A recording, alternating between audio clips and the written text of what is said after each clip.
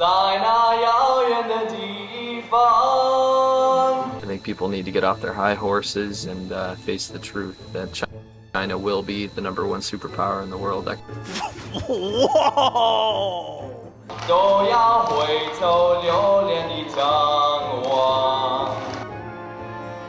I'm not full of communist propaganda. Thanks to you guys, I've been exposed as the CCP Chinese government shill that I was. And yes, it's true, I was a CCP White Monkey Shill. Now, what is a white monkey? It's basically a person that does a job or a gig in promotion of China or the Chinese government just based on the color of their skin or where they're from. Because in China, it means a lot more if somebody from a foreign country says something good about the Chinese government, as opposed to just a random Chinese person saying something good about the Chinese government, because that's kind of implied, right? So we often make fun of these shills or these white monkeys. I've done lots of videos about them that, you know, kind of shill for the Chinese government, try to either receive payment from the Chinese government for shilling for them or just doing it out of the own goodness of their heart. Basically, I found, and some other people dug up some old videos of me. In fact, my first YouTube videos of me shilling for the CCP before I even moved to China. I lived in China for 10 years, but this is before I ever even moved there. There are videos out there of me shilling for the CCP, and they are very hard to watch. This has got to be some of the most cringe, terrible stuff on the entire internet, especially if you're aware of my content nowadays. What I do is I champion the human rights of Chinese people, and I make sure that people are aware of the human rights atrocities that China is committing. After 10 years of living there, I have become much more aware of what happens in China. And back then, I certainly didn't know what I was doing. Did you know that all of your personal information and all your likes and dislikes and what you buy, all of that private stuff is a commodity to be bought and sold by people called data brokers? These very nefarious individuals make a living off of selling your information, getting you on junk mail lists, getting you those spam calls, and ultimately sometimes leading to identity theft. Data brokers are no good, and that's why today I'm proud to say today's video is brought to you by Incogni. Incogni is amazing. All you have to do is sign up, and Incogni will go out there and legally go after these data brokers, legally go after these companies that are buying and selling your data and remove you from all of these lists. It's very satisfying to see all of your information disappear right before your eyes. And before you know it, you're not getting so much junk mail. You're not getting so many spam calls. You're in a much better situation than before because your information is now private. Instead of you having to go out and do the dirty work, Incogni can do it for you. If you go to incogni.com/cmilk and you use the code CMilk, the first 100 people are gonna get 60% off. That's a huge value. So please, I implore you, go check it out and support the channel. Thanks. Without further ado, I give you my first ever YouTube video. It is titled Reply, because it's a video reply to someone, the Beijing Olympics 2008. And let me set the stage for you here. I guess this video is probably from around 2006 or something, and people were talking about how China was going to get the Olympic bid in 2008. And even back then, there were a lot of people criticizing, rightfully so, China's human rights abuse, and why are we picking a country like this that, you know, does such bad things to Tibetans and hurts their minorities and controls freedom of speech? Why are we giving this Olympic bid to this country? And back then, I fancied myself a bit of a China expert. I was reading a lot of books. I was in college. I was taking an economics course at the time, and I was learning that China was this next big thing. And even back then, the propaganda pipeline of like reading state figures from the Chinese government and getting pumped about China's progress, that was a real thing back then. So let's have a look at what I said. All right, what I'm here to talk about today is people's misconception about China's growth. Now, no one seemed to have an argument when America was pulling through the Industrial Revolution and all that. And I don't really quite understand why people have such a big problem with China's recent economic growth. This is such a straw man argument, because people in these videos that I'm replying to are talking about how China's like hurting people and hurting the Tibetans, and why are we giving them this Olympic bid? And I'm like, why do people have such a problem with China's economic growth? They just want to grow like America. America got a chance to go through the Industrial Revolution. Why can't China do that? I literally am using like shill CCP talking points before I ever even understood China. This is real bad already. They're scared. I think they're scared that maybe someday they'll take over America as the most powerful nation in the world. And guess what? It's probably true. Why am I so indignant about that? Why am I so cocky about that? I'm like, I think in my mind I've already like taken China's side, so I'm on the right team. And I think that's a good window into the psyche of like kind of people that shill for authoritarian governments. So I think people need to just understand that, and actually not only understand but support the fact that a underdeveloped nation that's had so many problems is really, really pulling forward very quickly, and I think that, and basically people should support that. What am I even saying? Again, who am I talking to? I understand that I'm talking to my past self and that there's nothing I can do about this, but it is shocking at how people can think, and I'm talking about myself included, can think prior to any experience or knowledge of the language or interaction with people or even stepping foot in the country, can have such strong opinions about something that they have no idea about just because they want to oppose the other person on the internet. I mean, we had the same problem, but look at China. China's amazing. Look how fast they pulled through. I mean, how many years have they had to do this? Not so much. I could get into more depth about this, talk about it all day, but for a general audience, I think this is a good message. By the way, at the end of this video, when I rub my nose and say, I could talk about this all day, I can't talk about it all day, because that minute that you just watched me talking about it, that's all I had to say. That's it. Immediately after this, my ego had been elevated so high that I thought of myself as some sort of professor. Because what I did was on YouTube, I started a course on the Chinese economy. So here's Professor Laowinner86 sitting in front of the camera, getting ready for lesson 1 of the Chinese economy. Now, I'm not gonna make you sit through all of this, but I cut out some really poignant bits, which make me feel sick and ill to my stomach. I'm doing this because I've got a lot of positive feedback from you guys when I made just that little clip. See how this works? I was encouraged by Wu Mao. I can actually see the pipeline of me becoming a shill. I was encouraged by Wu Mao in the comments section that I didn't expect any sort of response, but me shilling for the Chinese government there, I got all these people saying, "Oh, you've done a great job. Thanks for championing us. Like we're downtrodden, like this is what we need to hear. China's amazing." And then I'm like, "Yeah, all right, I got this." I think people need to get off their high horses and face the truth that China will be the #1 superpower in the world. Whoa!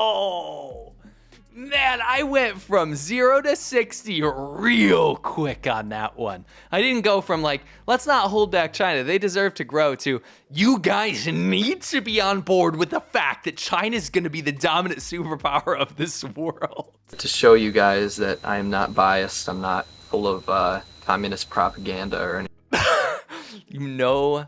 You know, it's a good start to a point. When you have to tell your audience in one of your first videos that I need to show you that I'm not biased and I'm not full of communist propaganda, you know that I knew somehow in the back of my mind that that's what I was consuming.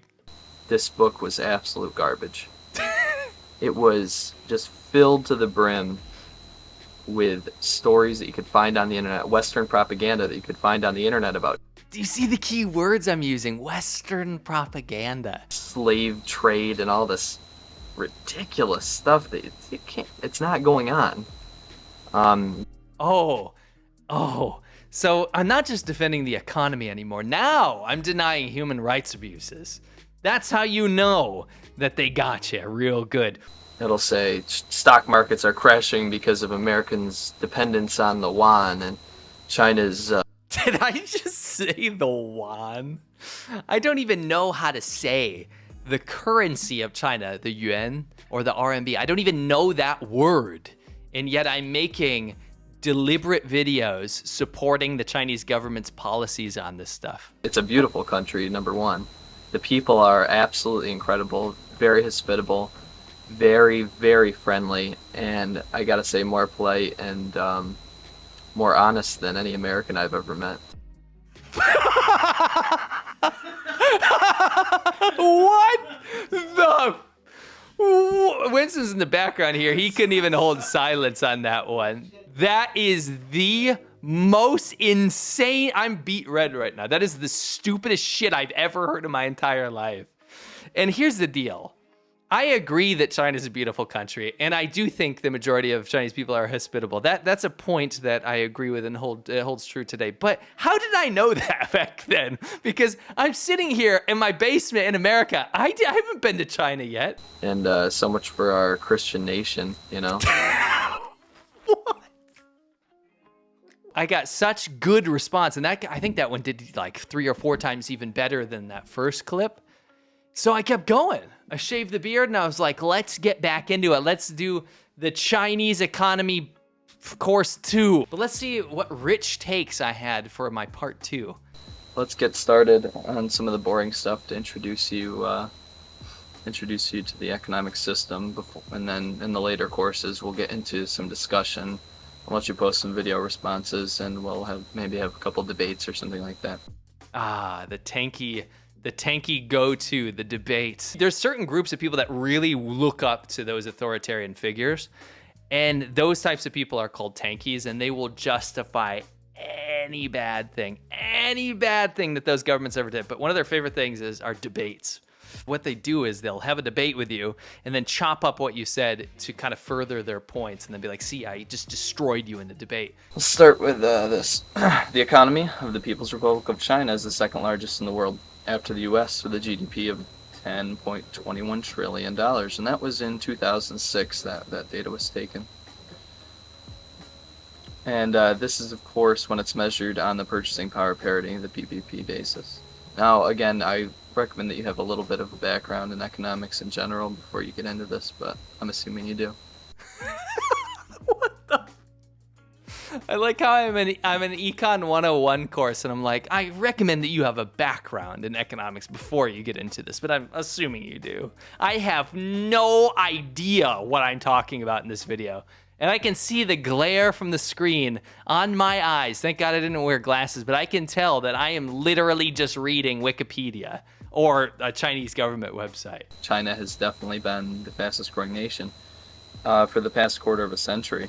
The GDP growth has been well above 10% a lot of the times. That's absolutely outrageous. What am I laughing at?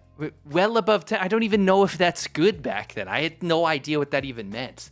I cannot even sit through this because I literally go through and read verbatim like these articles, and somehow I got like a positive response on this. And I think back then it was this disturbing way of like making me feel important to this audience that I couldn't see. Is getting this positive feedback, is getting rewarded in some way. And I think it really speaks to what we see in today's China's propaganda apparatus. I mean, this always existed back then, right? But it took me a couple articles and maybe a couple books and some positive feedback to get me into this pipeline where all of a sudden there was a Western spokesperson for Chinese government propaganda in a time where some people started to question the human rights atrocities and why they were getting the Olympic bid. And it sent me down that path. It sent me down that kind of road of getting validity, getting sort of approval from strangers. And in return, they got some sort of, propaganda that they could potentially use within China or to further their own goals. And you see that now. I'm starting to wonder if I paved the way on YouTube for Chinese propaganda, for like White Monkey Shills, because I can tell you, I guarantee you, in 2006, there were no White Monkey Shills reading from like .gov.cn websites rattling off propaganda. It's obviously why I got some response back then. And I'm starting to see how that works with people that fall down this pipeline. Back then, you didn't have multi-billion dollar apparatus shooting money at propaganda directed at Westerners, trying to make them hate America, trying to make them believe that China has a superior system, trying to get people to fall in line with the Belt and Road Initiative and all these other programs. Now they do. Now it's so much more toxic. They have TikTok. They have directed ad campaigns. They have algorithms that they game. They have entire systems set up to make you not listen to people like me and to listen to the alternatives from the Chinese state. And they hire hundreds, if not thousands, of Westerners to do this, to deny genocide in Xinjiang, to deny any sort of human rights abuse, to deny that there's forced labor. All of the allegations that many of them have concrete proof. They have people out there from Western countries that probably know better, that are getting so much validation or money or subscribers or some sort of reward to play into this system. And I think it's very easy to fall into for a certain personality type. I think a certain personality that needs some sort of validation in their life or knows that this is an easy path to getting notoriety or money or fame, someone like this can fall prey to this. And I can see it in myself. I'm not the kind of person that wanted that, but I think anyone is naturally going to be attracted to an audience that's looking up to them or giving them positive feedback. Thankfully, in my experiment, I actually moved to China, learned the language. I made TV shows. I traveled around the entire country. I saw and met people. I went to almost every single province.